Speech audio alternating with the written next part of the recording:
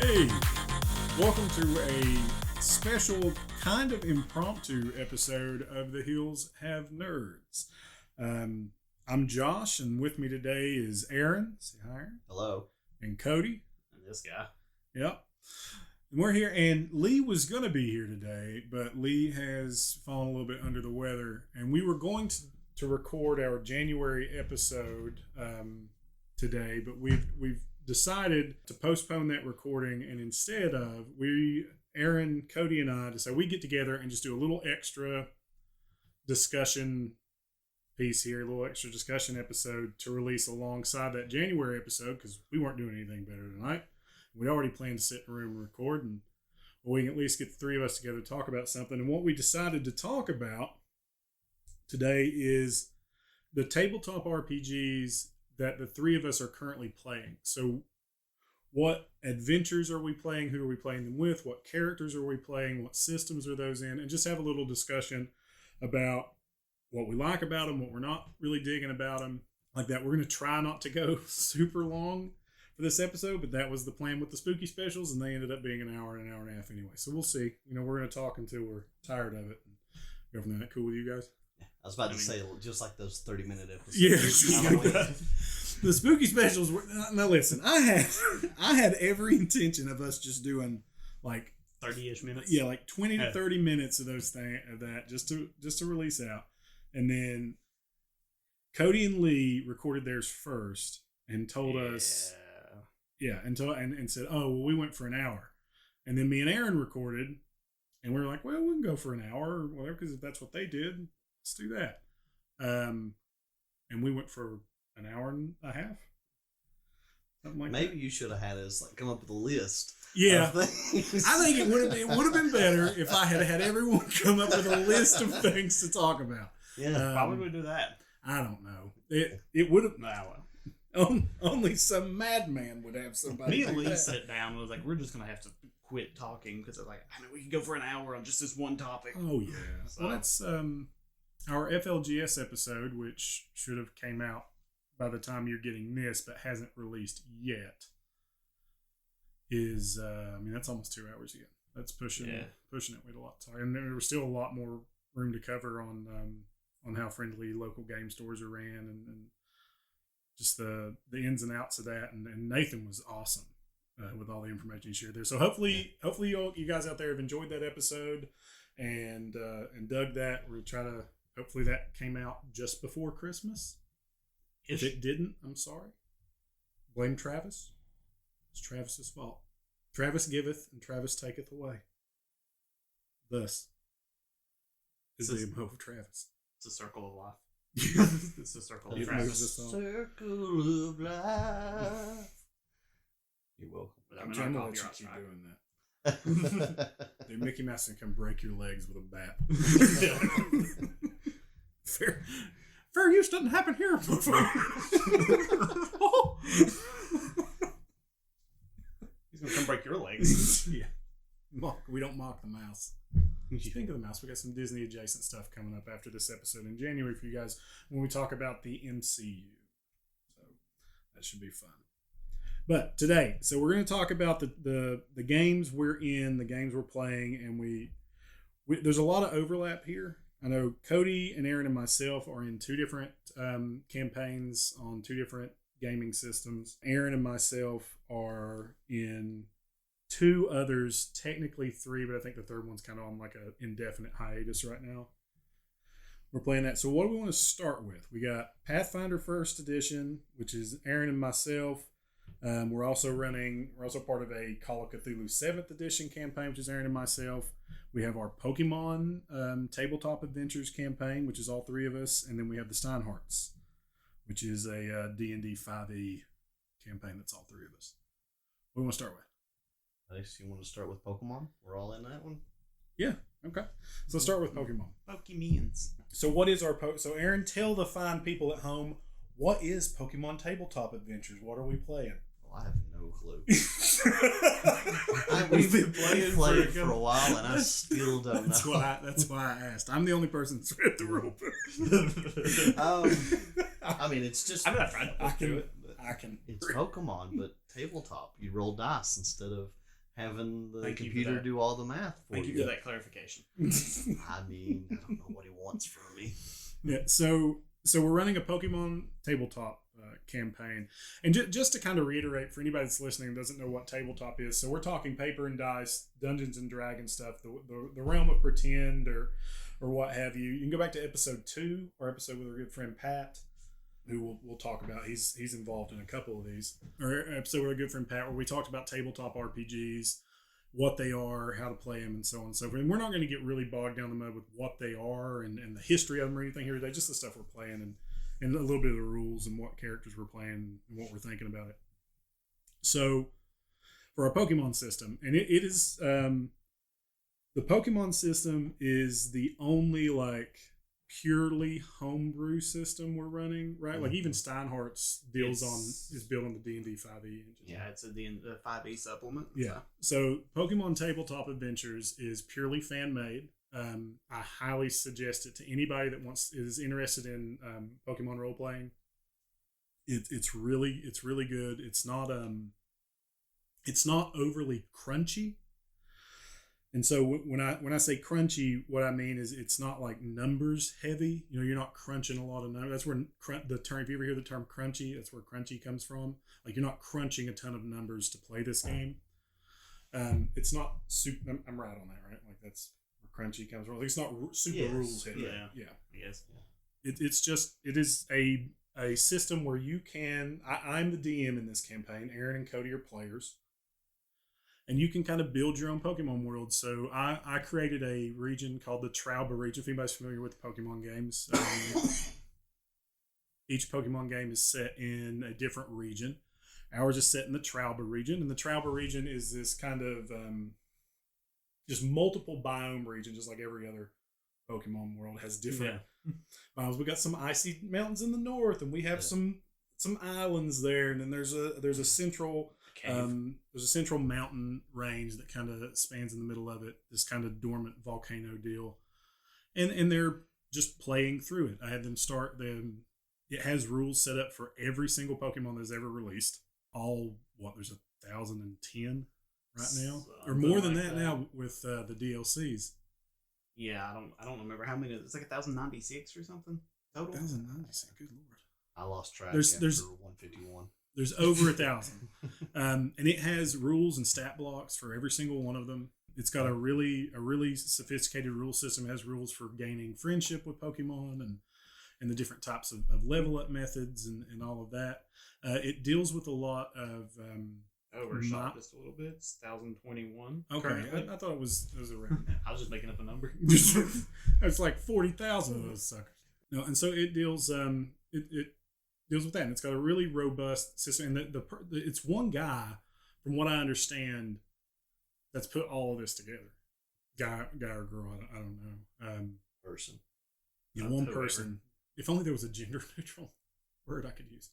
One person who has put all this together, and they have like a complete Pokedex, like with everything statted out. And it's like 900 and some pages. The rule books are like 300 and some pages. And they have rule books. They have like 2 different players' handbooks.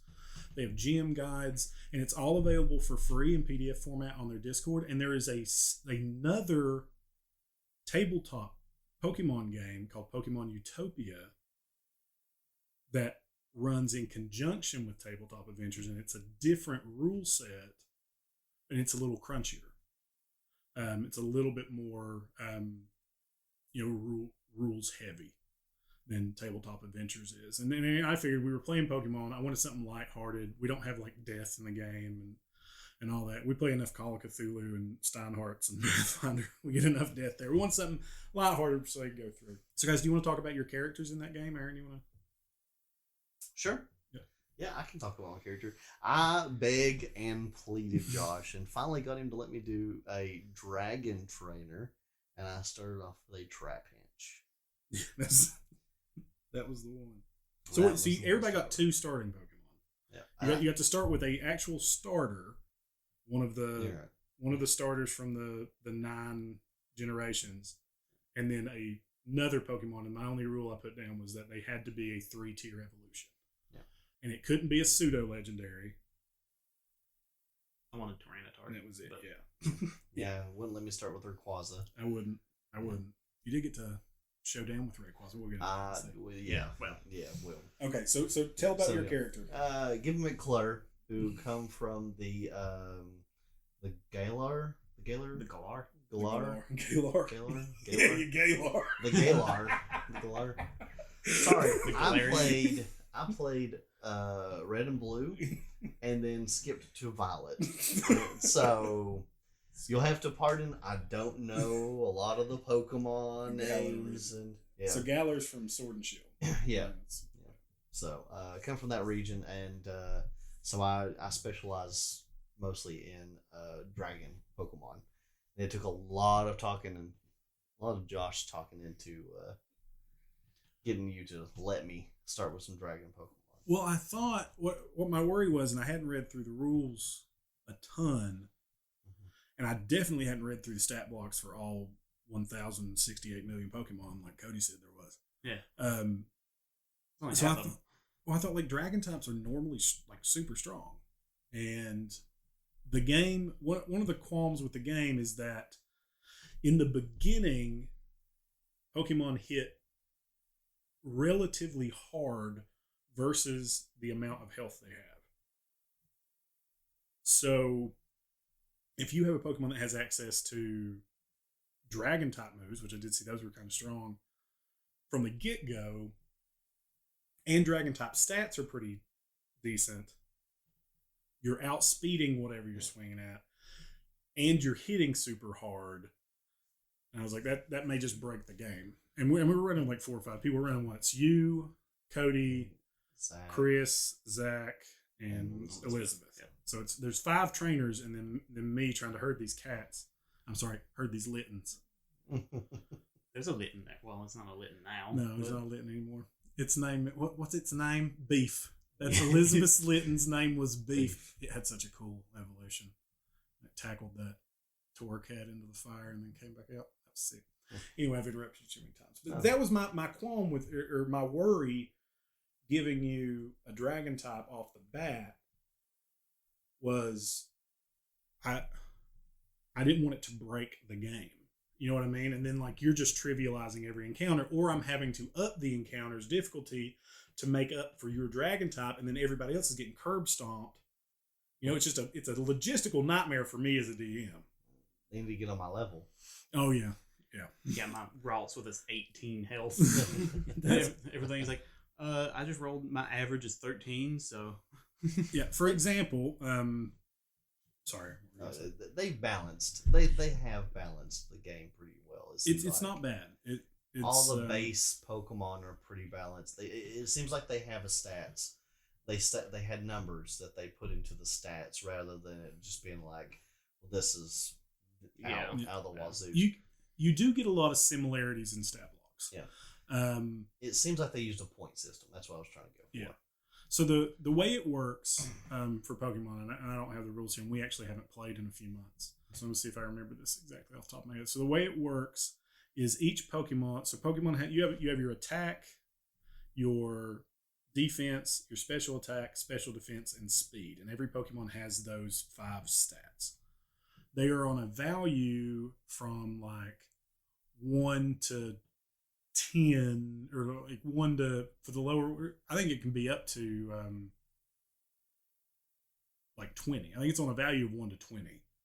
I think even some of like the legendaries have higher than that. But every 2 points of that stat, you get a plus to an ability. You get a +1. So if my character has like a 2 in attack, it gets a +1 to any attack roll it does. If I have a 4, I get a +2. If I have a 3 or 4, I get a +2. 1 or 2 gives me a +1. I think 0 or 1 is +0. 2 or 3 is +2. 4 or 5 is plus. I'm sorry. 0 and 1 is +0. 2 or 3 is +1. 4 or 5 is +2. It's divide by half and round down. That's what it is. You divide it by half and round down. I'm sure everybody's folled this. Yeah, I hope everybody's following it. But anyway, I mean, it's just like D&D stats. If you're familiar with D&D or Pathfinder, for your stat modifiers, and you get those and you add in. the base way the game plays is your speed determines your initiative in battle. What we're doing a kind of modified version of that, because then like the super fast Pokemon just go completely first every single time, and that works well in a video game, but it leads to more power gaming situations on a tabletop game, and so we still want to factor the dice in for initiative. So what we're doing is taking the speed modifier instead of just my Torracat has 10 speed and everyone else has 6, so my Torracat goes first. No, Torracat is going to roll initiative and gets a +5 to its initiative roll. So there's still a chance that Torracat goes, not first, but it has a higher modifier. Yeah. Similar to a D&D with initiative. And I think it's just fun to roll initiative. Yeah. Rather than just, because Call of Cthulhu does the dexterity block stuff. Yeah. And I'd rather just roll. Sorry, what were you saying, Cody? Nothing. Started teaching. But yeah, so anyway, about your character and you trying to get me to give you a dragon. Yeah, so I did finally get a dragon, and it's been pretty good. You've actually gave me, I think, 1 or 2 other dragon types. What is your team currently? Do you remember? Oh, because I think I know both of your teams. I think Cody probably remembers his. What's your team? I can cheat because I have it on my phone. Okay, Cody. While he's looking up his team, what about your character? My character, I didn't give him a last name. It's just Steve. Steve. He's from Johto, and since he's from Johto, not to be confused with Professor Steve. Yeah, Steve. Professor Steve. Yeah, but since he's from Johto, he brought a Totodile with him. Mm-hmm. I think that's my favorite starter from that set. And I got to start with a Ralts. So I think I was doing a Fairy and Water training.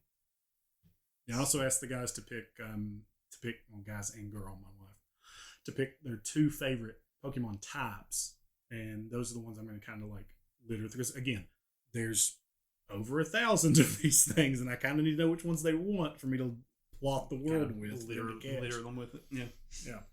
But I think I've worked up with Totodile and Ralts, and then I got Sandy Gas next, and he's been pretty fun. Which, I mean, he's not even water or fairy, but he's been fun. And I've got a Tinkatink right now. Mm-hmm.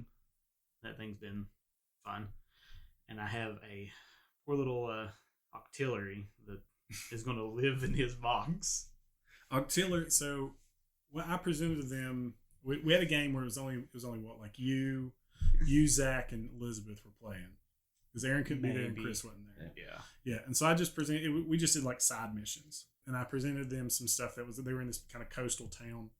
And there was some stuff going on the beach. I think there were some Marinis that were terrorizing some Wiglets, and then there were there's an Octillery trying to steal eggs from a bunch of the Kilowattrels? No, from the Wattrels. Yeah, there was a group of Wattrels and Wingulls, and the Octillery was trying to like creep up and eat some eggs. And my idea for the Octillery encounter was Octillery's a 2nd level Pokemon. Like, that's an evolved Pokemon. It's the evolved form of Remoraid. And I thought, okay, whoever takes on that, I'm going to let one of the Wattrels is going to pair up with them to take that down. And then at the end of it, after the Octillery's run off, or however they decide to do it or defeat it or whatever, I'm going to give them the option for the Wattrel to get the Wattrel or a Wingull. Well, because I try to be a fair DM and I don't want to railroad stuff, and the way this worked out with the dice rolls, Cody and this Wattrel ended up just nuking this Octillery. I mean, lit him up. I done charge and then hit it with an electric crit and then a crit. I hit it. It had like 48 health, and I think it done like 46 damage. Yeah, with one hit, just absolutely almost one shot this thing. And the type advantages in this game are pretty cool. The way they do their type advantages, it's essentially just double damage. Or no, you roll an extra damage dice. That's what you do. So if a move does 1d8 and it's super effective. Like if I'm using Flamethrower on a Bulbasaur, and Flamethrower does 1d10, I add another damage die, so I'm going to do 2d10. Since I crit, Flamethrower. The crit is you get max damage. Yeah, crit so max, yeah. I was doing like 4d8, and it's like, well, I just got 8 on all 4 of those. Yeah. With you charged up it was just Thundershock, wasn't it? I done charge, and then I can't remember what the other move I done was. What Troll has, but it absolutely eliminated that thing. And then just to be funny, Zach was like, "You won't catch it," and I was like, "Yeah, I will."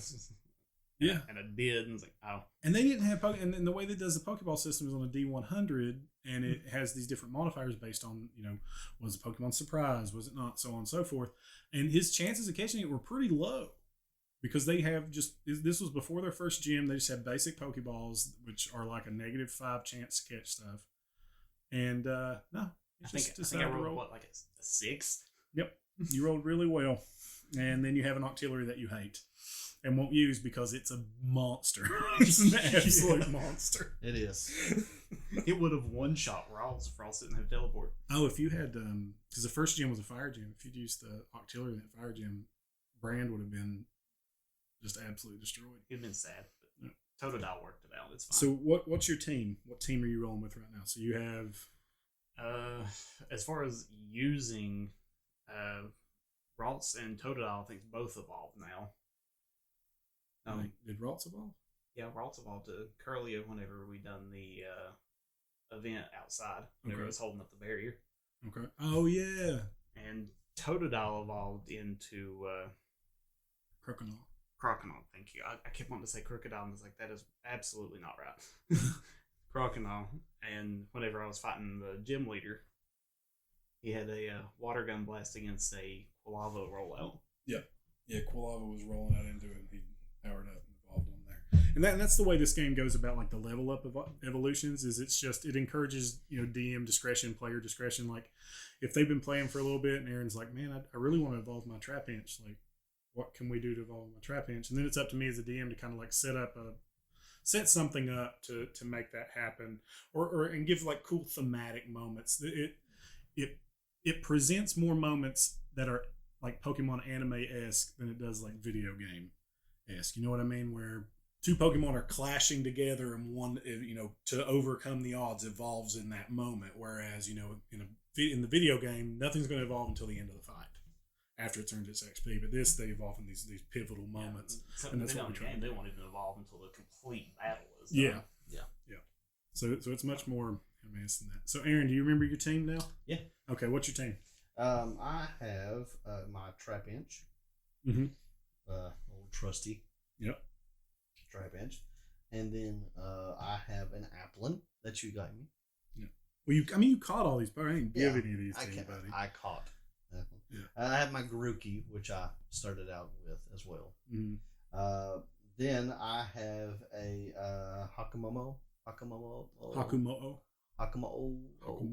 Yeah. Mm-hmm. Which it's a fighting and dragon type. Yeah, fighting dragon type. He's been fantastic. And then I just recently evolved my Dusclops. Which hated me as a Duskull because I accidentally knocked it out to catch it. And it only tolerates you now. Yeah. There's some really cool it saved me.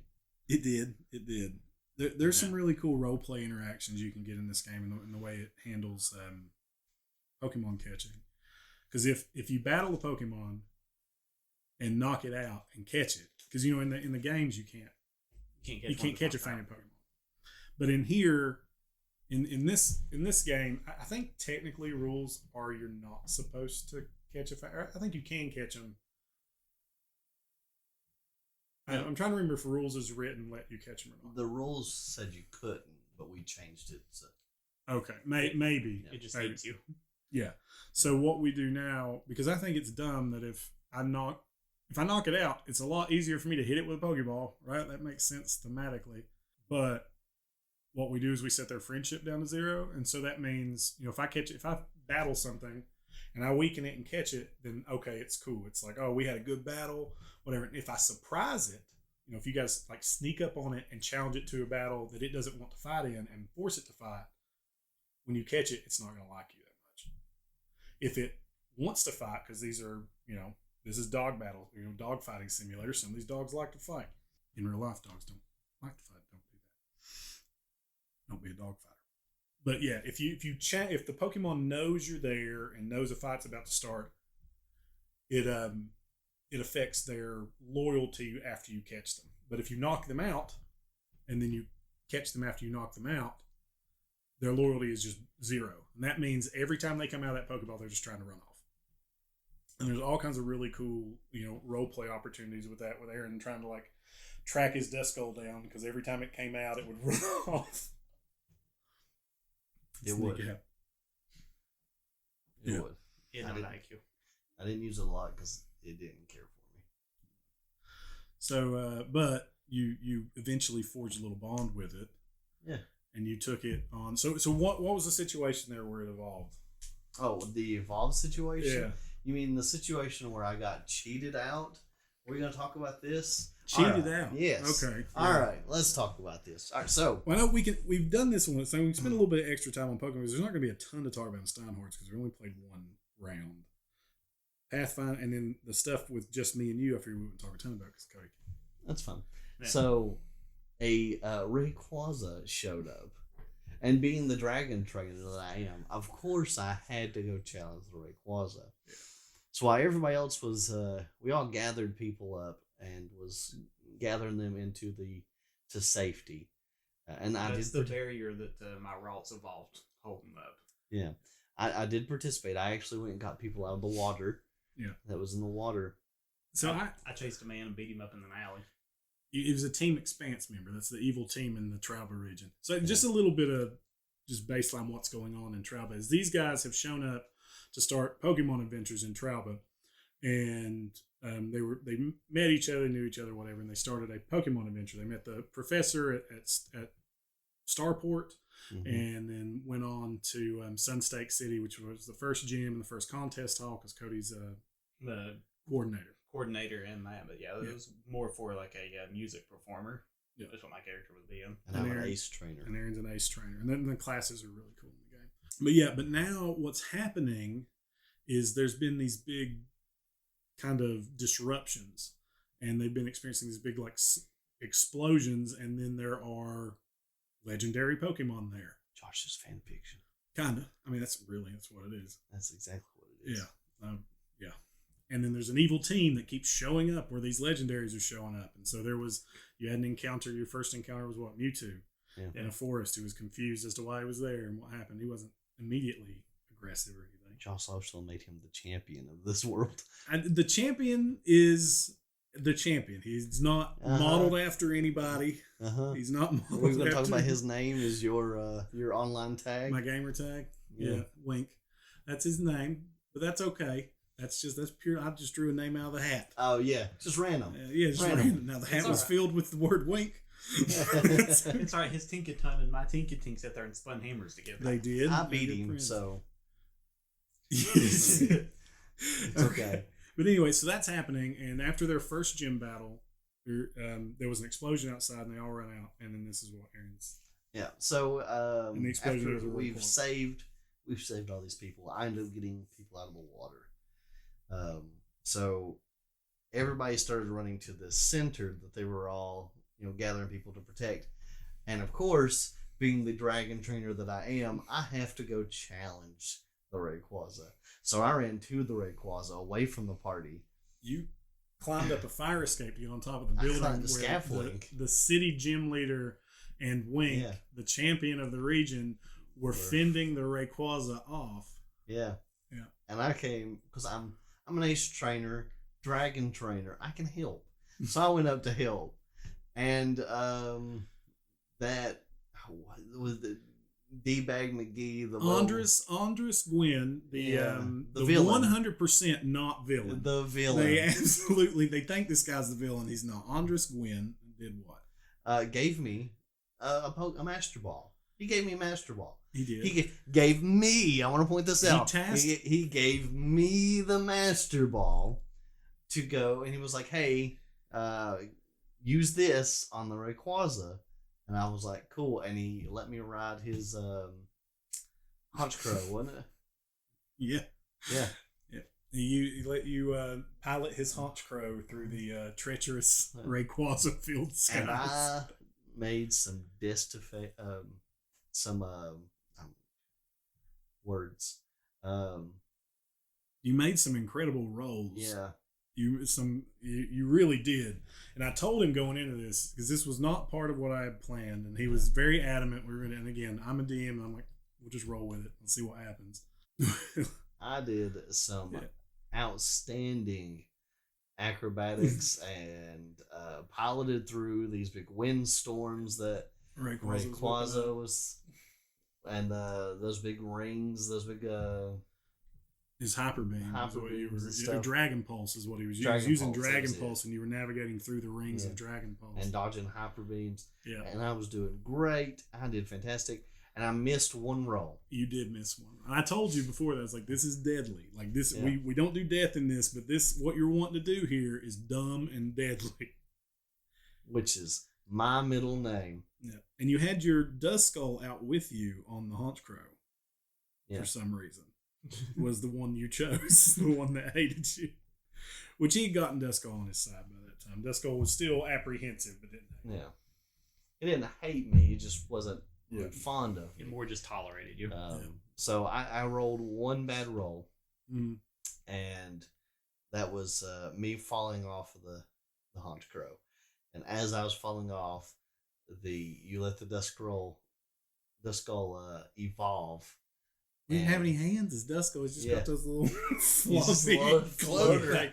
Little floater. Grab you with it. Well, it's the only one that I had that could fly. He wasn't going to let you die. You feed him. Yeah. So he grabs a hold of me, and it's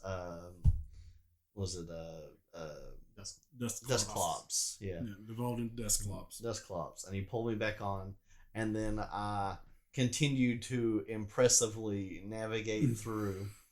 And I was just waiting for you to get up there to throw the master ball and just miss. Oh no, I hit and caught the Rayquaza. And then Josh was like, "Oh, D-Bag McGee took the ball and ran away," and I was like, "But it's mine," and he won't let me have it. So we're pretty sure villain. He's not a villain. Bad guy took Rayquaza. So yeah, he's a villain. Waylord Mart. Yeah, Walmart. Yeah, he owns anti-capitalism. Corporation.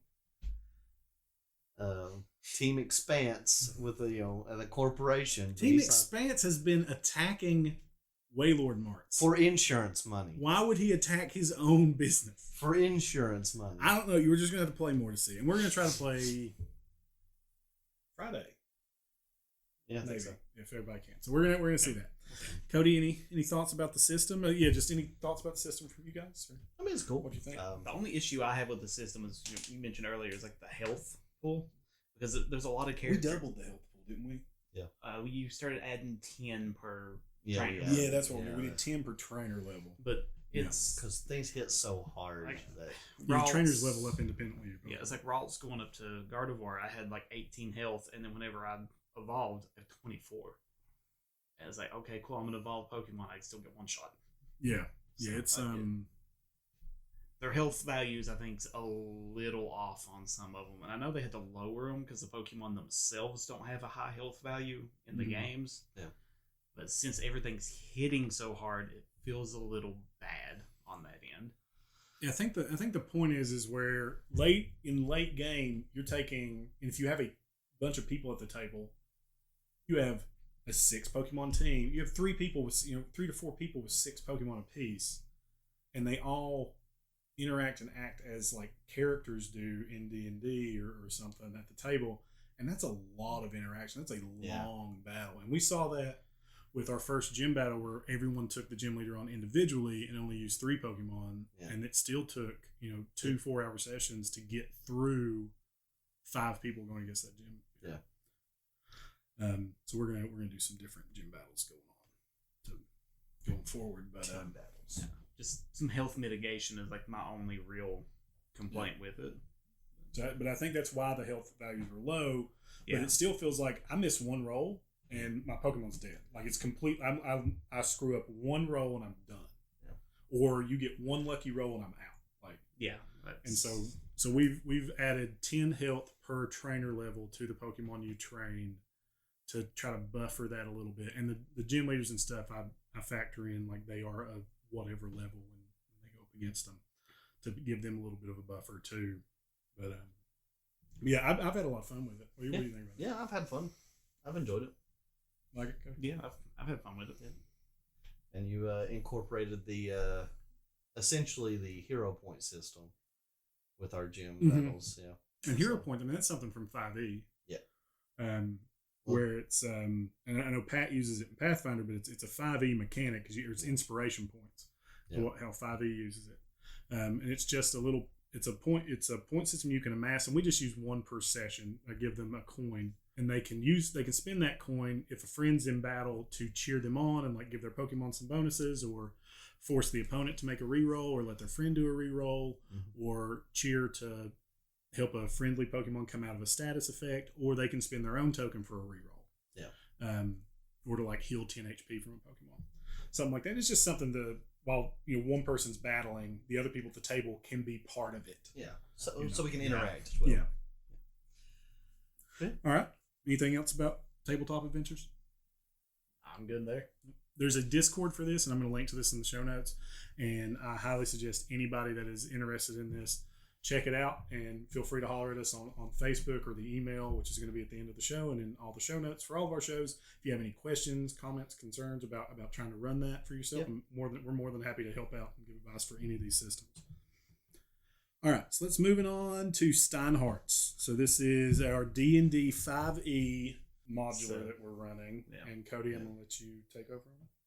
Yeah, it's one that I was really interested in because it's more of like a gothic horror setting. It's extremely based off Bloodborne, like the setting and everything. And for our run, since I'm new to being a DM, honestly, tabletop in general, because I mean I hadn't really played that much before Pokemon anyway, but I wanted to do try my hand at running a game for this one, and I actually based the story for our campaign off Bloodborne itself. So we're using a homebrew story, right? Like you built the story entirely. We're not using any kind of like pre-generated content. It's pre-generated because you're playing through the Bloodborne story, but I mean I'm adding a few things in, taking a few things out, letting you guys be a little more. Yeah, he converted the Bloodborne story to a tabletop. Yeah, setting. there's not like a book that is Bloodborne for tabletop. No. Sure, there is. It's like my Pokemon story where it's purely homebrew. There's not like an adventure pack I bought that has this stuff. But it's one I sit down and I can show you the Google Doc. Like I actually wrote out the Bloodborne story, trying to figure it out because I mean it's a FromSoft game. It just gives you story snippets in character dialogue, item descriptions, and then what you look at things. It doesn't actually tell you anything. So I went through and wrote out the story, and I mean, I really enjoy the story. So I wanted to, because Josh is into Call of Cthulhu, and I figured, the story, the way it flows out, he may enjoy it. So, and I figured if nobody else is going to play the game, why not present the story in that format? And I mean, that's what this was based off of anyway. So I figured it was like the perfect setting. It's a story I know, so it's a little more constrained, something easier for me to run and not have too much questions about. We've only played one session, but I've enjoyed it. Yeah, we've only played one session. It's everybody getting started and settled into their characters, which is interesting. Yeah. I mean, they already done one thing that I didn't have prepared for in the first session. And can you tell us, or is that something you don't want us to know? The bar itself, going to the bar. Yeah, Cody, I know you're new to tabletop, but dude, the first thing adventurers are going to do when they come into a town is go to the tavern, man. Right, but Bloodborne, their tavern is literally just go there and drink blood, even in the game. That's what you did. Yeah, that's I mean, that's what Chris did. Who drank the blood? We go into this tavern. You did, yeah. Did I? No, I didn't drink it, did I? Yeah, you did. Did I? Yeah. I thought I did. No. He didn't drink blood straight. He didn't take the infusion, but he did take a drink of one of the. Oh yeah. Did I? One of the one of the bat monsters. So it doesn't matter. No, so we go. Sorry, you go ahead. I just we go into this tavern. We go into this damn tavern, and the guy's like, "What can I get you to drink?" I'm like, and my character's new to the town. He's kind of been pulled there by this feeling he's a wizard. I'm playing a first level wizard, but the class from Steinhardt's, because Steinhardt's is its own like rule set that kind of lays over top of. Yeah, they give you 5e classes that lay over top of the original classes, and they introduce a whole new class as well. Yeah. It's the Jaeger, which is their hunter. So I'm playing a wizard, but I'm becoming an osteomancer. So all of my stuff deals with bone magic, and my guy's being pulled to this area for some reason because he can sense dark arts and omens and this stuff. I thought you were gonna be like sense bones. They can like, sense yeah, bones. Of There's course. a lot of bones around here. The place feeling kind of bony. I got a raging bone. Anyway, No, and we go to this tavern, and like the first interaction we have is this bartender being like, "Hey, what can I get you to drink?" And I'm like, "Oh, we'll have an ale." And he's like, "We have, what was it they had?"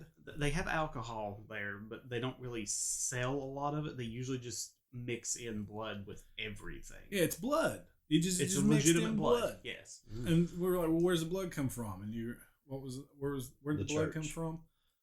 The blood that they use is usually stuff that the church has handed out or like distributed from them. Yeah, I mean, I can't give you more information yet. So we just figured, when in Rome, we'll just go for it. So sipped a little bit, and then I met. I didn't meet your character there yet, Aaron, but I met Wayne's character and Chris's character. So playing, DMing is Cody, playing is me, our friend Chris, who's also in the Pokemon game, and then our friend Wayne, who's not in the Pokemon game, and then our my friend Aaron. I don't have friends. It's me. Who's playing, and I met Wayne. I'm in the Pokemon game. Nope, Aaron is in every single one of these games, as am I. Met Wayne and Chris at the bar, and we were drinking the blood, and then we went out, and then we met Aaron. Yeah. Right? Yeah, they were drinking the blood infused stuff. I think Wayne ended up getting almost like a pure blood drink. One of them did. So gross. Yeah.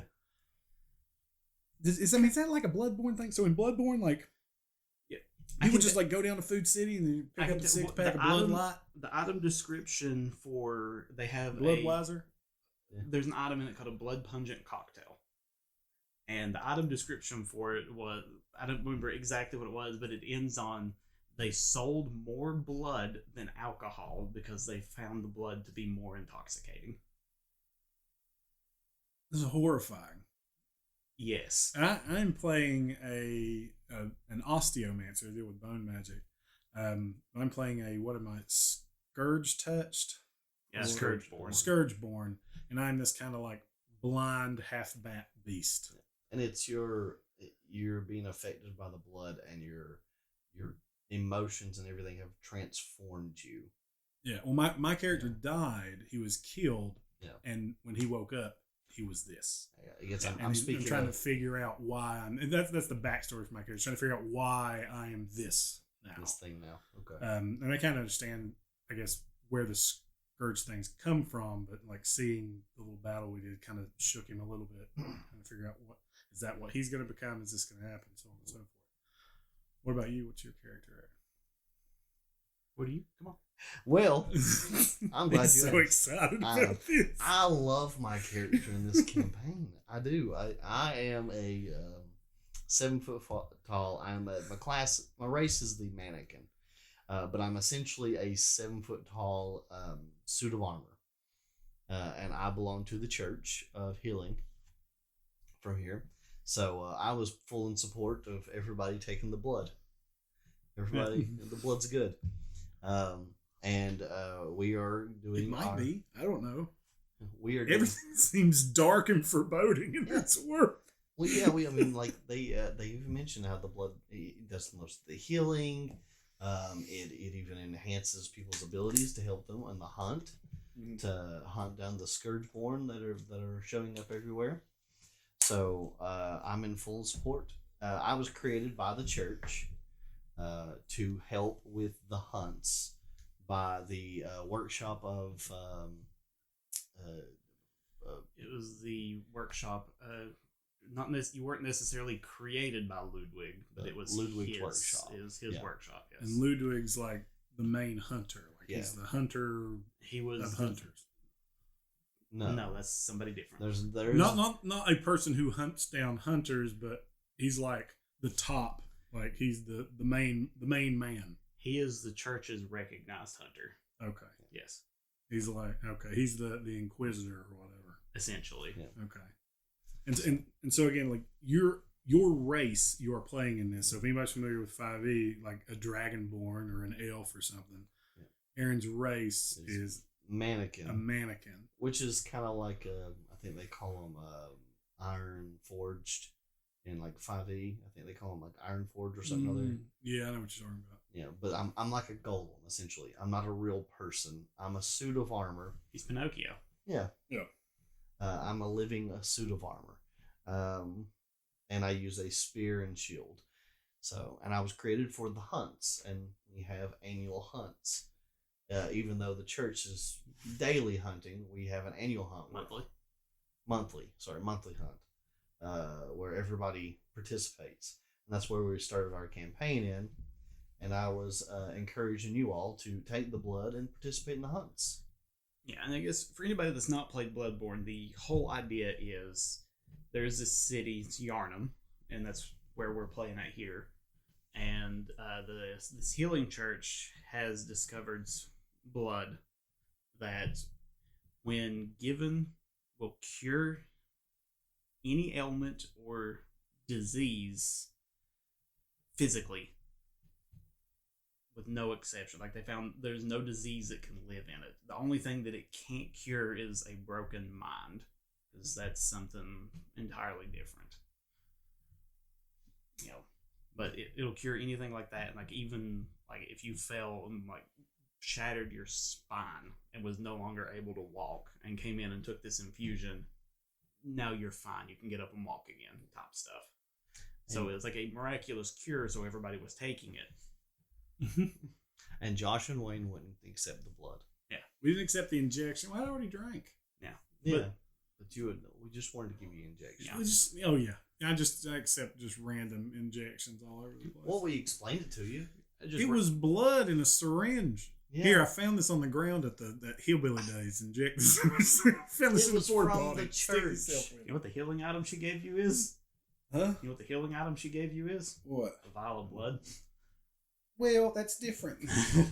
I'm drinking it. I'm not injecting it in my veins under an overpass like a Red Hot Chili Peppers song. Yeah, well. Just listen to Californication, injecting demon blood. Yeah. Whatever the hell this stuff is. Yeah, we've only played one session, and I mean, I've got my next one planned out already. Just like a rough guideline. Like, I'm not trying to railroad anything. I want everybody to, be able to explore, but I mean, I still want to be able to guide myself on certain things. So I've already got a little bit of railroading's okay and some stuff. But I've got it planned, like the next section planned out, and then I'm excited for you guys to see some of the later stuff. So we had we drank. We got the injections, or you all took the injections. I think Chris was the only one that did. Aaron technically had done so before. I mean, I'm part of the church, so. Then we were leaving the house, and all these little ghoulies popped up. Yeah. And jumped us, and we couldn't get away from them. Ghosts. Yeah, these little ghosts, ghoulies. Yeah. Oh, that was the ghost popped up, and then I was come out of a gravestone, and Aaron comes up and he starts trying to lean down and look at it, and I mean, like, it's just like a little ghoulish ghost sticking out. And Wayne's like, "I'm gonna throw a rock at it." Yeah. Wayne's first reaction was, "I want to throw a rock at it." Wayne's gonna be a problem. And I was like, I mean, he's going to be a problem. Is anything Wayne is involved in. I hope Wayne listens to it. Story of love. I'll tell Wayne straight to his face. Absolutely. We tell him all the time. We're like, "Oh my God, Wayne, please." I mean, it's like, Wayne, throw a rock at it, sure. Not going to do anything, but throw a rock at it. He threw a rock at it, and then they overwhelmed us, and we passed out, and we ended up in this like dream state. And what was the area called? Is the Hunter's Dream. The Hunter's Dream. And we met Ludwig. No, Garamond. We met Garamond. And a little doll. A big doll. She's about as tall as Aaron. But so she's a mannequin. Yeah, she is a mannequin. Okay. You kept saying doll, and in my head I was thinking, sorry, she just Raggedy Ann was running around like leading us, which made it entirely more terrifying. Sorry, I did mention she was as big as Aaron, but Annabelle running around. I guess she's also just referred to as the doll in the game. So, So Garwin told us we were going to be what? hunters. We're hunters now. Yeah, We're in the hunter's dream. He said hunt to kill the Scourgeborn. That's what he told us to do. Yeah, and we collect not to kill the Scourgeborn, because Scourgeborn's a race. It's to kill the Scourge it's beast. the Scourge beasts. Yeah, because Scourgeborn is just someone who's kind of there. I'm gonna have to make a distinction between that because everybody you run into is gonna immediately hate you. That's why my character wears the cloak over his head. Nobody's seen him yet. Yeah. You know, it's I understand I look like a friggin' bat. Yeah. I get it. There is one person that if you guys run into, the fact that you're with them will actually help. Okay, cool. We got to find that person. But he'll hate me. It's yeah, he won't really care for Aaron. It's Batty from Fern Gully. Yeah. Yeah. So we met Garwin, and he told us we were hunters now, and then we came out of the dream, and the hunt had started in town. Yes. Yeah. And then we fought some Scourgeborn. Yeah, as they were executing something in the middle of the street. Yeah. We fought them and a dog. Sad we had to kill the dog, but the dog was Scourge. We fought Scourge beasts. I'm sorry, not Scourgeborn. Yeah, the dog Scourge was infected too. People that had like mostly turned into werewolves. Yeah, and I got to use my finger guns. Yeah, I got a skill, and I can't remember what it's called. I can't look it up right now. It's you shoot bones out of my fingers as a cantrip, and cantrips in 5e are just spells you can cast at will. You don't get like uses or whatever, because wizards have like free spells. Have so many spells you can only use like 1 or 2 times a day or whatever before you take a quote unquote long rest. But one of my cantrips is, I think it's like phalangeal shot something or like something. that. Yeah, I mean it's essentially Ray of Frost. Do you have to drink tea to regrow the bones that you shoot out? I don't think so. Oh. Tea? Yeah, it's You mean like milk? Yeah, milk. Yeah. I'm just down in milk like a fiend, just constantly. Just sitting there with a gallon of milk. It's got with those old guys with the big gourds, like drinking sake. Just what is that? Just milk. It's just I need bones. I need more bones. Oh. I have a spell. I can put more bones in somebody, and it's gonna be great because I'm gonna fill your empty mannequin husk with bones. Yeah. And they're going to protrude out, and you're going to be all spiky and armory, and you're going to be a tank, son. And I'm going to sit back, and I'm just going to be blasting with my finger guns. So anyway, I started blasting. I started blasting. It's one of the JoJo characters. One of the JoJos actually shoots his fingernails out as one of his abilities. Jesus. And he drinks a tea that helps grow his fingernails back at night. Okay. So, that's why I was joking about the So he can only shoot. Now, see, my son. Yeah, he's only got 10 bullets. Yeah, per day. so he can only shoot one. Oh my God! What kind of living hell must that be? He's also paraplegic, so can't walk. There's a reason it's called Bizarre Adventure. Yeah, JoJo. My son loves JoJo's Bizarre Adventure, and man, if I was a good dad, I probably wouldn't let him watch it. Okay, so those are any final thoughts on Steiner? Like, how are you feeling running it so far, Cody? How's it made you feel like as a new tabletop? I mean, essentially you're running 5e, but how do you feel like? I mean, there's a lot to it, so I mean, I'm trying not to let myself get overwhelmed trying to run it. So, and that being the first time I've ever ran anything, it's been an experience. Thought you did fine. Yeah, so I thought it went pretty well. And and you'll learn, man. Like, I mean, we done a test. Did you play the test? I don't think you did. Yeah. Did you? Yeah. I made 2 characters for the test, the level 3. Oh thing. yeah. That's what we learned about CR ratings and stuff because we had a we learned about them. We knew about CR ratings. Cody learned about CR ratings. I said what was a CR 8. Yeah. And I think all of them were level 3, and that thing was just like. Oh yeah, Cody had to just nerf half of his stuff. Yeah. So 5e has a mechanic called a challenge rating. I'm pretty sure Pathfinder has this. Yeah, it does. So it does. Has challenge or Dungeons and Dragons has a challenge rating, and essentially what it means is like if if something's a challenge rating 3, then a character of level 3 would have an equal time fighting it, right? And so when you have like 4 level 5 characters, you could probably throw like a challenge rating 6 or 6.5, or like a couple challenge rating 6 things at them at a time, or I think it's like or 2 something challenge like that. ratings higher, or Something like that. And mobs differ, Yeah. different monsters are different for different groups. But we were level 3. We made level 3 characters for this little test Cody did, and he picked a challenge rating 8 monster to throw at us. And we killed it, but he had to pretty much just turn it into a punching bag. Yeah. It was one of those. It was like, he had a combo that he could have just ended somebody. Oh yeah, dude. If it had like that pulsing AOE gas thing, it could do right. Yeah, I completely took something away from that. Every time you hit it, it let out a gas that dealt damage for just standing next to it. Yeah, and we had like 3 melee characters in there fighting. We were even dead in like round 3. Yeah, and it had a chain sweep that would knock people prone. If they fell prone, it would step on them as a bonus action. And it would deal enough damage to, I think, instantly end somebody. Cool. So I was like, yeah, I need to not do that. But it should be fun. I'm excited to play more. I think we're going to try to play more in the next couple weeks, right? Try Sunday. Sunday. Just for some context, it is currently Monday, November 27th, and we have episode 7 is going live tomorrow. It's supposed to be on this podcast. Hopefully. All right. Josh has now made a promise. I'm going to do it tonight. I have to teach a class after we get out of this at 9 p.m. tonight, which I'm super excited about. But when that's done, I'm going to post the episode, so it'll go live in the morning.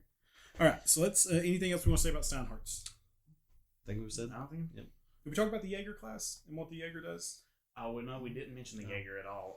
We mentioned it, but that's it. Well, yeah, I mentioned its name. I guess the Jaeger. Anything you want to say about the Jaeger? I guess I'll throw in the Jaeger was a special class designed to be a hunter, and for Bloodborne, hunters are supposed to be extremely mobile and fast because in the game, you can't be strong enough to deal with taking hits from the monsters, so you're more based around dodging around. Yeah, and Bloodborne is what, like a soul? It's a Souls-like. Yeah, it's from. That's where most of the games have been labeled as Soulsborne now because of Bloodborne, because they are from Soft Games, all of them. So it made by the same guy, Miyazaki. Demon Souls, Dark Souls. Yeah, it was Miyazaki, I think. Anyway, but the Jaeger, to kind of simulate that, it's given mobility dice, momentum dice. Momentum dice. Thank you. It's momentum, and they get focus points for like finishers, for like the visceral attacks. Whenever you parry something, like in the game, he rams his heart into their chest or hand into their chest and like rips their heart out. He rams this heart. He rams his heart into their chest. No. I'll show you. Don't worry, I'll save you. It's called a visceral attack. No, take me on. And now you have 2 hearts. It's an instant heart transplant. Yeah. They're called visceral attacks, and in Steinhardt's they're called finishers. So they tried to do that, and then the momentum dice is supposed to be able to simulate, like you being able to move fast and everything like that. Well, it's I think the class that I'm working on was a Marauder, and it's like essentially their barbarian version of the Jaeger, because each Jaeger has a class. They have a class breakdown, and you have different versions of the Jaeger.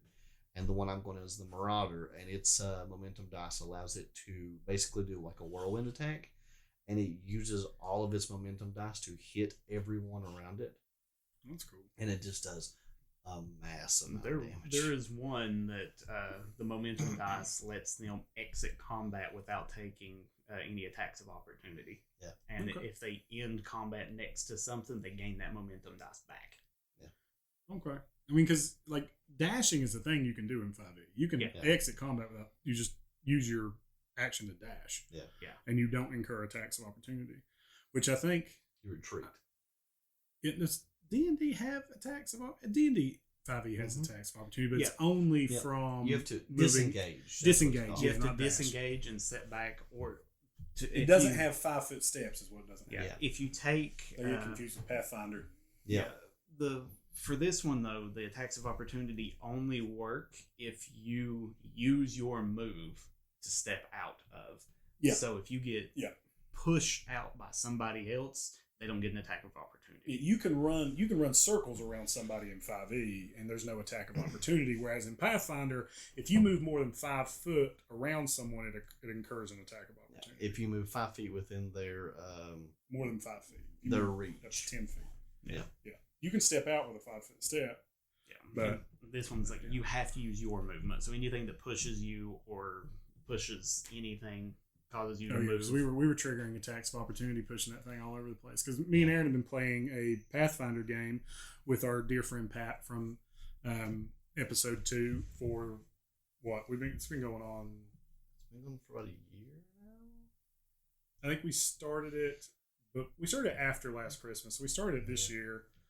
Yeah, because we had a big break there for Christmas and everything. Yeah, I think we started in like February, March. So it's going on about almost 10 months. Which I like to call Pathfinder. Yeah.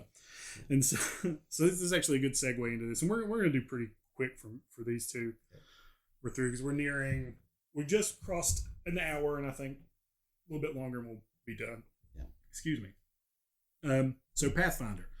So what Pathfinder is, if anyone doesn't know and hasn't listened to episode 2, Pathfinder is essentially Dungeons and Dragons 3.5. So it's the 3.5 edition of Dungeons and Dragons. The third edition, their little halfway revisited mark. And that was a favorite staple for people. And so a company called Paizo was producing supplemental stuff for that. And then they decided, hey, I think they broke with Wizards at that point. And so they created Pathfinder with, I don't know how copyright and stuff works for that. Apparently they can use those mechanics for the most part. And you can't copyright game rules, but you can copyright like spells and stuff. Like so, okay. Just the fact of rolling the dice in like that specific system, you apparently can't copyright that. Yeah. Okay. Cool. Yeah. But then, like the names of things and places, the they names can of copyright things, certain and spells and stuff. I guess the specific way some of the dice would work together with the spells and stuff. That's weird. They can't copyright. I'm sure they can copyright mechanics to a certain extent. To a certain extent, but that's why there's certain things that's to protect. Like if you could copyright every rule, then whenever somebody like rolled a dice at Monopoly, you're breaking copyright off of something. Yeah, and then But yeah, Paizo did modulars for Dungeons and Dragons. We talked about them in our... and when they broke off when 4th edition come out and created their own system. Yeah, because there was an issue with, and we touched on this in episode 2. Go back and listen to episode 2 for a ton of information about tabletop RPGs that I have already forgotten. There was an issue with compensation for people producing content, which is another issue that Dungeons and Dragons or Wizards of the Coast just had. Fairly recent. It's been about 5 months ago. If we don't learn from our mistakes, all we learn. Yeah, and so they had another issue with that, but have since backtracked on it. We're playing a game right now with Pat, and we were actually running through a modular that he's been running. I think it's called... it's the Carrying Crown. So the campaign Crown that we are playing is the Carrying Crown campaign. Yeah. And we are playing the first modular of that, which is a Haunting at Harrowstone. Haunting at Harrowstone. That's what I was trying to think that's the first modular, and it's really cool. It's very undead and creepy, and it's been great. I've loved it. Okay. Uh-oh.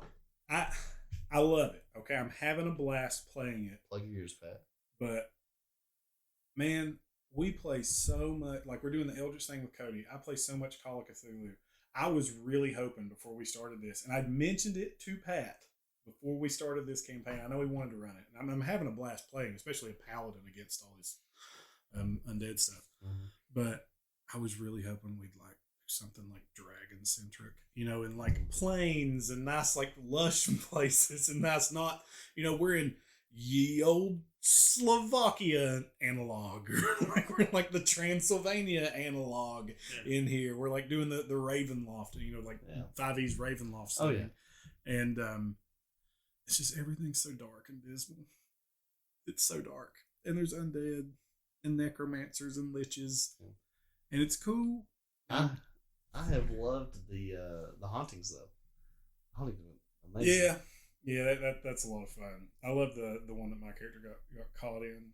Oh yeah, that was really good. And I'm having fun. Like I said, I don't want to act like I'm not having fun with it. I'm loving it. I absolutely love it. I mean, whatever he wanted to run it. I'm telling Pat on Thursday. I'm telling Pat, I was like, Josh said he wasn't having fun. I'm having a blast. Said he hated this campaign. And your face. We're on like the last boss fight of it too. Like we're about to finish this book. The Splatterman, yeah. So, Aaron, you want to give a rundown of like what we're doing, like how everything, like what the setting of the campaign, what our characters are doing? All right, so Pat did a little bit of intro before the modular for us, and had us come in, and we got to meet Professor Petros Lorimar. Who is a character from the Carrion Crown. That's where he comes from. Yeah, we got to meet him and get to know him beforehand, and then we got invited afterwards. We got invited to his funeral, so we showed up, and we helped him save his daughter in a little like thrown together thing. Yeah, and then we saved his daughter from an evil mayor of some little ramshackle town, and then there was a passage of time. And then we got invited to his funeral. Yep. And his poor distraught daughter there, Kendra. I love Kendra. Yep. I was very sad when I thought Xander and Shane let her die. Yeah. I'm sorry. I say sad. I was very angry. You are. Xander and Shane let her die. So, and it turns out he was investigating these hauntings of the Harrowstone, which was a old prison. Yep. And he has tasked us to further investigate and try to figure out, because he thinks something's going on. And there's been left out his will, right? Yeah. Yeah, he asked us to help out the town of Ravengrow. Ravengrow is the town we're in, and it's outside of, and Harrison's outside of Ravengrow. I kept wanting to call it Ravencroft still. Yeah. But yeah, Ravenloft. Ravengrow. Ravenloft, Ravenhouse, Raven Attic. Loft, attic. Laura Croft. Tomb Raiders. Yeah. So we were there at Crow Attic. And, yeah, he's tasked us with trying to figure this out. So, and the town is very against him being buried at the there at the cemetery, because they think he was doing necromancy. Yeah, they thought he was an evil wizard. Yeah, and we had to talk him out of that. And then now there's sights of ghosts and some suspicious things going on. So we are trying to figure that out. And we keep having these hauntings happening where we're fully going through experiences. We figured out what was going on. It was horrible ghosts at the Harrowstone were causing stuff. And this cult's running around that I'm pretty sure caused Lorimar's death. But we're going to have to figure that out. Yeah. But we're in the Harrowstone now. We're in Harrowstone right now. I think we've taken care of 4 out of 5 ghosts. 4 out of 5, because there were 5. Because the Harrowstone was a prison for the worst of the worst, and it held this lich's heart or something. No, maybe I don't know. I'm trying to think. There was something was held at the Harrowstone. There were the 5 really bad prisoners that were there, and then there was a riot like 50 years ago. Fire. Well, there was a riot 50 years ago, and the warden set fire to the prison to stop the riot.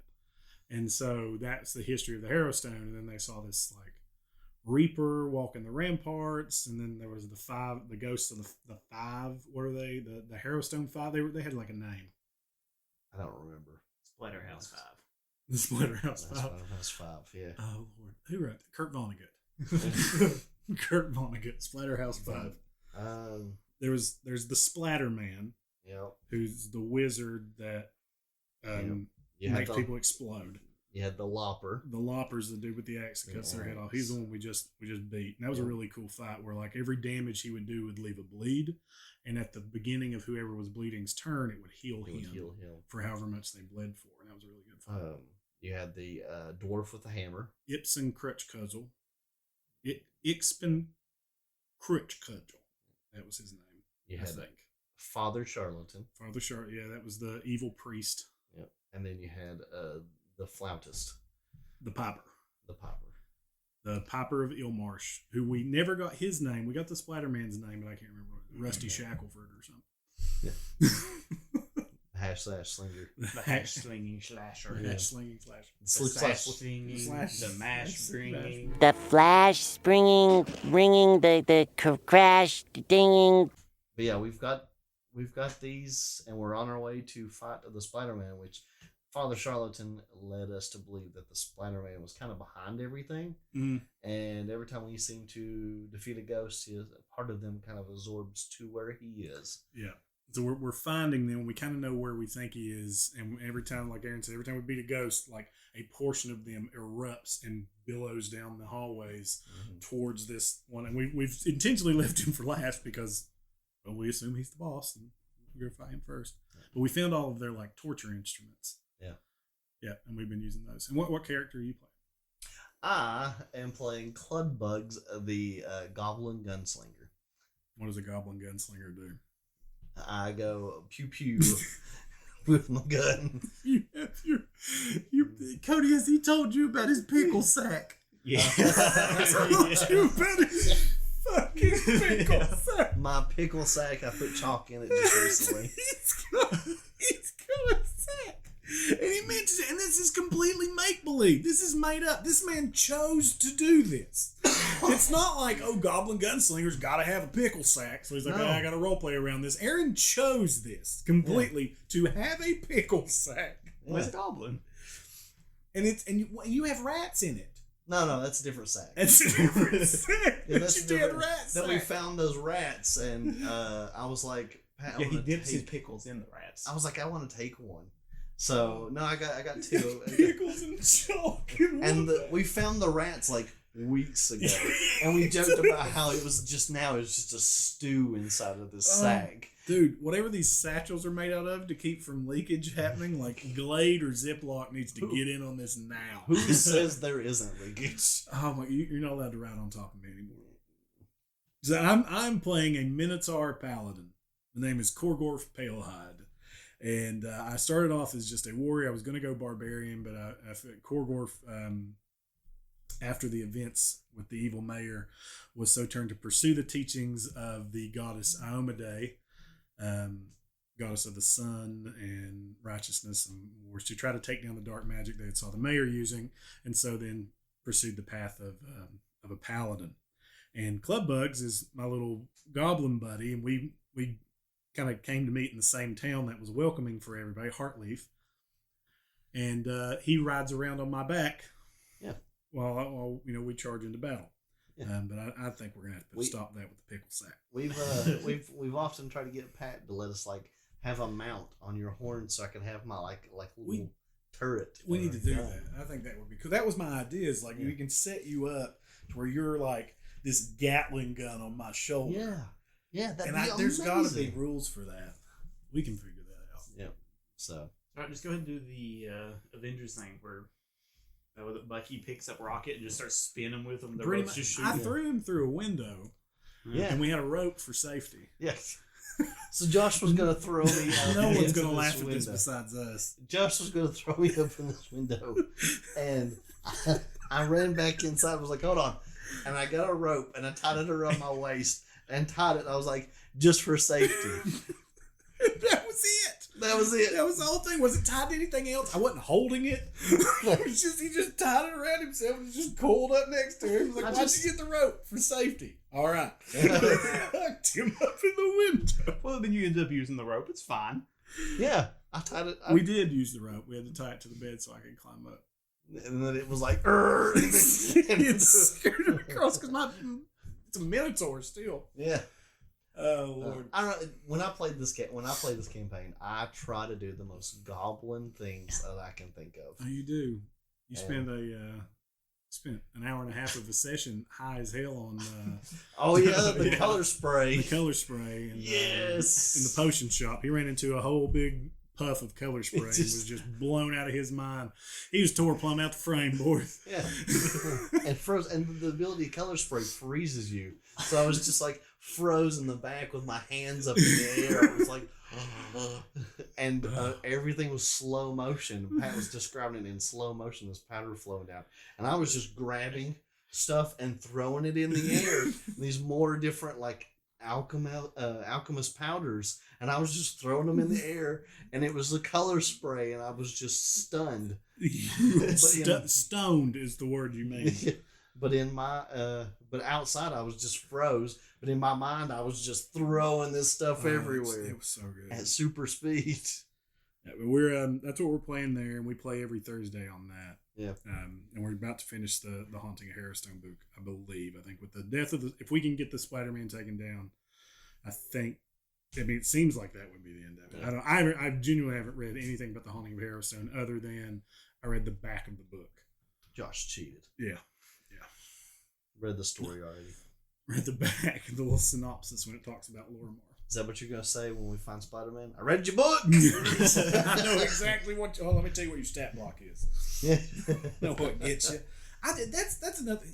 I want to talk more about this, but we're over. Where are we at? We're at an hour and 16. All right, yeah.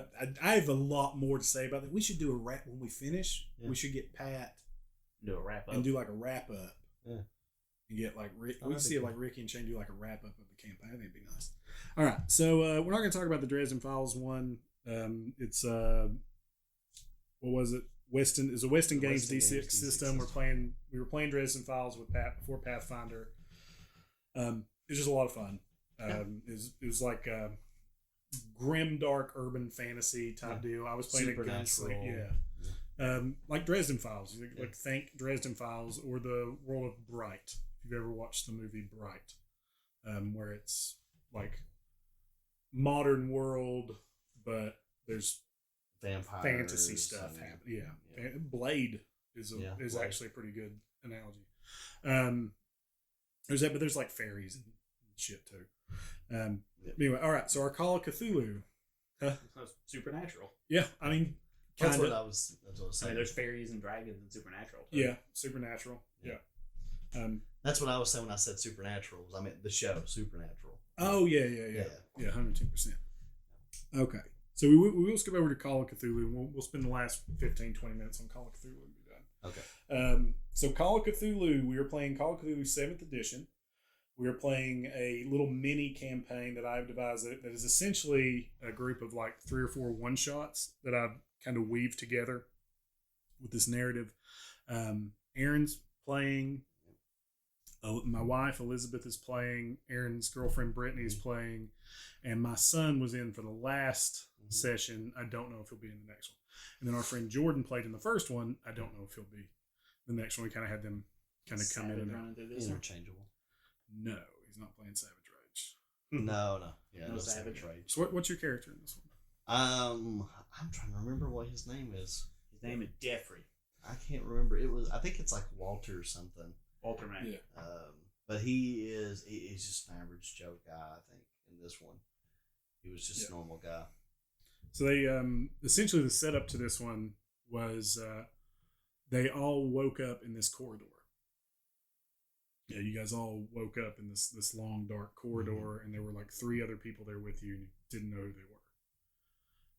And as you're going down, you were finding there were numbered doors with like symbols and things above them. And we've talked about this before. Yeah, we talked about this in the TTRPG episode again. Because we talked about my frustration with your puzzle. Oh yeah, that was so good. Was that in the TTRPG episode? Yeah, we mentioned it at least. Well, there was another thing we talked. No, we talked about the frustration with my puzzle in our spooky special number 1. Oh, we did. That's when we were talking about Call of Cthulhu. Yeah, we talked about the corridor. So that was I that was remember hearing that. Yeah, so that was the corridor when we talked about it. And I still haven't posted that puzzle. I meant to. I need to find it and post it. Let's go. That reminds me now. We're playing Call of Cthulhu 7th edition, and it's a percentile system. So we're like Pathfinder's a D20 system, Pokemon's a D20 system, Dungeons and Dragons 5e with Steinhardt's is a D20 system. Pathfinder's percentile system where like you have a skill and it's of like fit like my skill in lockpicking is a 50. I'm gonna roll my D10 and my D100. I'm gonna add them together. If I get at or below my 50, I make it. And Call of Cthulhu is like it's fairly rules light, I think, compared to Pathfinder or Pokemon. Because I was thinking about that in the car the other day. It's very roleplay heavy, really. Yeah, you don't have feats. You don't have like any extra special skills. Now, if you get into Delta Green and Cthulhu, Pulp Cthulhu, you get special skills in that. But Call of Cthulhu is different. Well, yeah, we talked about how it's Call of Cthulhu. The Call of Cthulhu system is much more. It's rather than a direct conflict. It's a survive. Yeah, you're going through figuring it survive. out. Yeah, it's the you may not solve the problem, but you're there to hold it off. The whole point of Call of Cthulhu is that the whole like dark foreboding thing behind it is that this stuff exists. And it has existed for eons before us. It will exist after us. And what we're doing is staving it off for a moment. At Eventually, it's going to come. Like if it gets strong enough for stuff, it's going to happen. But we're staving off these momentary influxes of it and trying to just live a few more days of peaceful, ignorant bliss, or let other people live a few more days of peaceful, ignorant bliss. There was a really cool little story of the little Dutch boy that it uses in the back of the Call of Cthulhu book.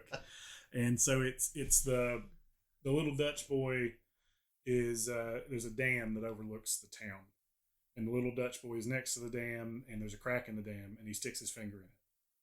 Oh yeah. And that keeps the water at bay. But as long as he's there, he has to stay there.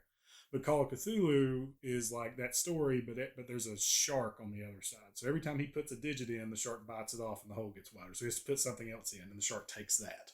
And so he has to keep filling pieces of himself in the hole to stop it, and the shark is eating away at him. So he's losing himself while he's saving the town. And that's Call of Cthulhu. Yeah. Yeah. So our campaign there is kind of, it's... the first one shot we did, or the first part of the campaign was homebrew. I made that completely. So the corridor was completely there. And then you guys found out you were on a TV show of some type. But that was what was happening. And then you came to, like, once you found that out, you blacked out. You were in this kind of existential void. Finally, this bright light kind of brought you to, and you found yourselves in what? In the second campaign, we found us in that room with that bowl of soup. Before that, you were in the green room. We were in we were in the dressing room. Yeah, you were in the green room. Yeah. Yeah, that's right. Yeah. And we were on the couch, and we heard the other contestants had lost or something other. And maybe they knocked on the door, and when I answered, I failed a save or something other than you succeeded a power roll. Is that what it was? And I saw something for a second, and then it was the lady telling us that it was time to. It was the stagehand. You saw through the veil for a moment, is what you did, and then it was the lady, and it did not look like the lady initially.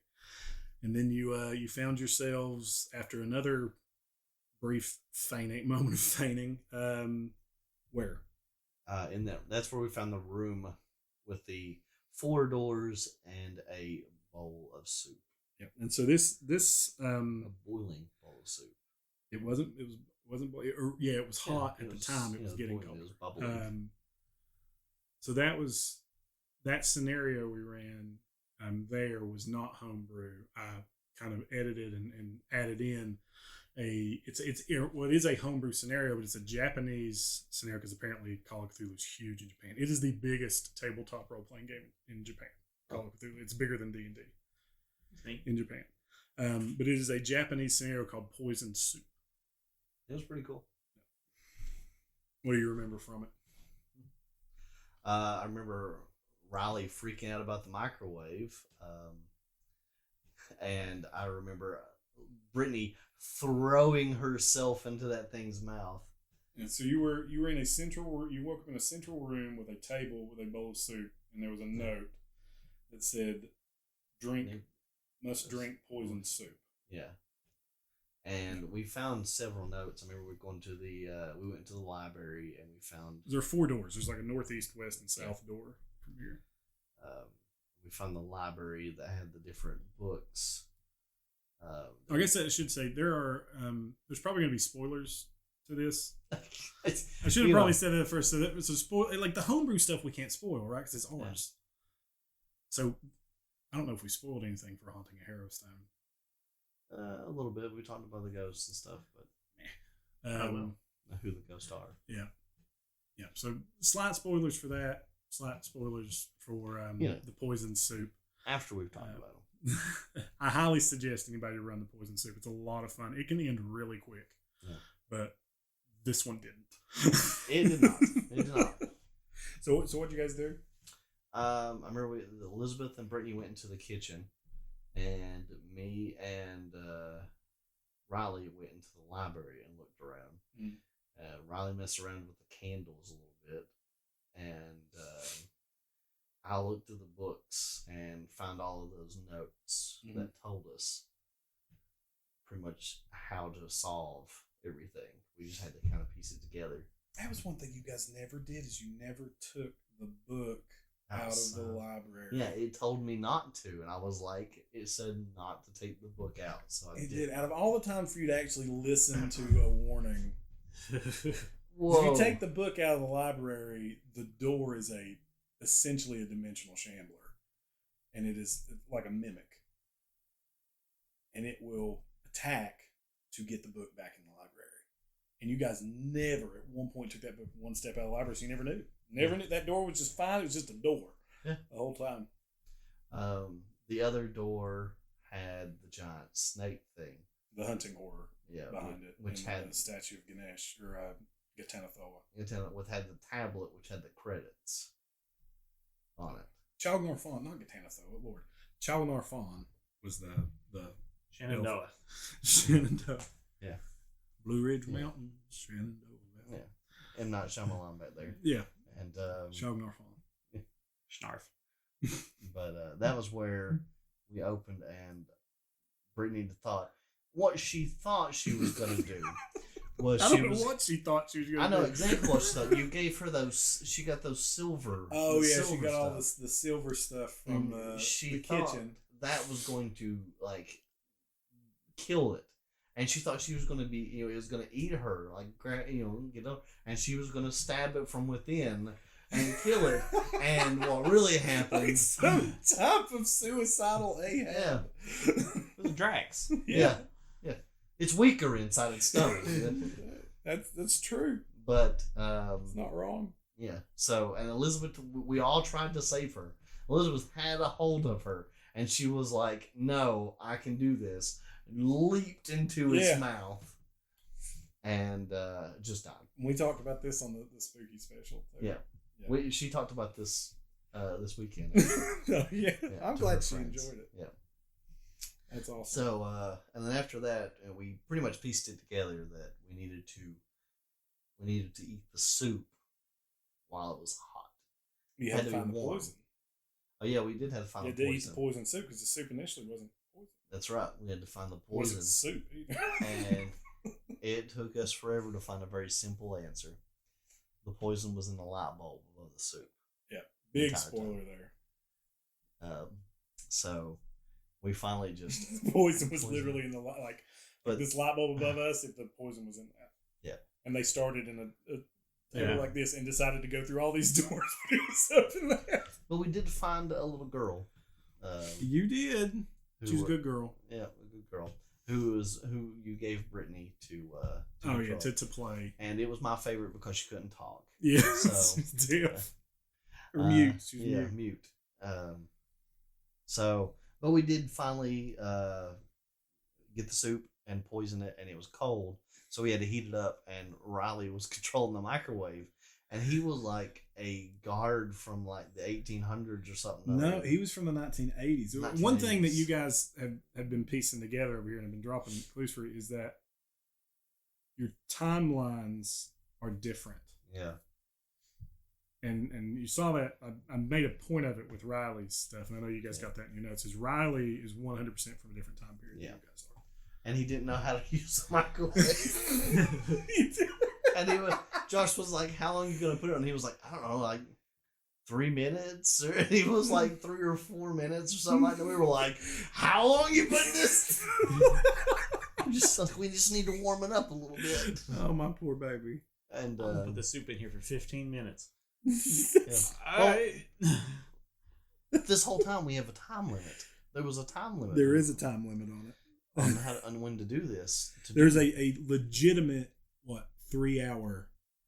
It's 3 hours. That's what I tell. I said, listen, you guys, you got 3. Like from when we start playing this, I'm telling you right now, you have 3 hours to figure this out. Yeah. We started playing at 8 o'clock or 9. We started playing at 8:30, 9. Maybe 9. By the time we got characters made and everything, I think it was about 9 o'clock. Yeah. Because we started the first scenario we did Cthulhu Dark, which is a D6 system, very super rules light. I mean, it's essentially, hey, Cody, you want to do this thing? Yeah, roll your D6. Did you not get a 1? Yeah, okay, this is your level. It's super rules light. There's not even stat blocks and stuff. We started out on that, and then we had to get them to make their characters for this. But yeah, that it's been a blast, and there's a third part, and this is the final part, and I've got it come up with and made, and it's homebrew, so I'm excited for you guys to get into it. We're gonna kind of lean into the weird a little bit in that. So that's what I like to hear. There is a part. There is a part of it that I have kind of jury rigged some rules for, and we're gonna see how this goes. And I don't know if it's gonna translate well. I hope it does. We're gonna see. I'm excited. So I don't know when we're gonna get to play, and we gotta wait for Brittany to be in and done. And if Riley wants to be part of it, wait for him to line up and. We go, but all right. Any final thoughts about any of our stuff? I try not to think. Get out there, play some games. Yeah, absolutely. That is, yeah. Get out there, play some games. Let us know what tabletop games have you guys been playing. We got a Facebook. We got an email. Holler at us. The hillshavenerds@gmail.com. hillshavenerds@gmail.com. There is no the in front of that email address. hillshavenerds@gmail.com. Email us. Find us on Facebook. You can just search The Hills Have Nerds and find us there. You can holler at Lee over at Pixel Bro Lee on YouTube and Pixel Bro Lee on Twitch. He's not here, but I'll plug his stuff anyway. He wasn't here to be able to tell you he made a video about something we've talked about. Yeah. But yeah, guys, we've been getting a lot of engagement with the Facebook. We're really digging it. We're enjoying interacting with everybody. We appreciate it. Yeah, we got some stuff coming down the pipeline. We're working on some things. As of recording this, our November, because this is November, so our November 2023 episode is about to go live tomorrow. Then we have one episode scheduled for December. This episode is going to come out beginning of January. We have our January episode to come out. So our December episodes are FLGSs. Our November episode is what it means to be a nerd. So what it means to be a nerd is coming out tomorrow. As of recording this, so November 28th. So you guys should have already listened to that and loved it or hated it. Let us know. Hopefully you let us know. And then December we had our little FLGS interview with Nathan. Hopefully we had a lot of fun with that one. Hopefully everybody enjoyed that. Hopefully everybody had a good Christmas and a happy New Year. And then after this episode, we have an episode coming out about the MCU. And so hopefully that goes well and we get recorded. But let us know. Come talk to us on Facebook. We got some more stuff coming down the pipeline. Hopefully we're going to be able to do a little bit more extra content here and there. That's kind of what we're talking about, so we can get some extra stuff out. That's right. We're all going to be a little bit extra. I try to be as extra as possible every day. I definitely am not in any shape, form, or Man, don't look at me like that. My wife would smack the piss out of me right there. No, but and then we're gonna do our February episode. I think we're gonna do on cozy games, right? Cozy game sounds fun. Yeah, cozy gaming, and I think Sounds cozy. Yep. So No, it sounds very stressful. dude. Sometimes Depends on how you play them. Yeah. It depends on who you play with. Oh Yeah. yeah. So we got Palia, Stardew Valley, Animal Crossing. Animal Crossing. My wife plays these, and she's going to be on the episode with us. Yeah. So we got Elizabeth joining us for our February episode. Promises. So again, just in summation, holler at us at hillshavenerds@gmail.com. Come talk to us on Facebook. Let us know what games you're playing, what you're into. If you have any questions, comments, or concerns about the games that you're in, you want any DMing advice, or to tell us that we are DMing something wrong or playing wrong, let us know. I'll probably tell you to screw off, but let me know. Anything else to add, guys? Talk nerdy to me.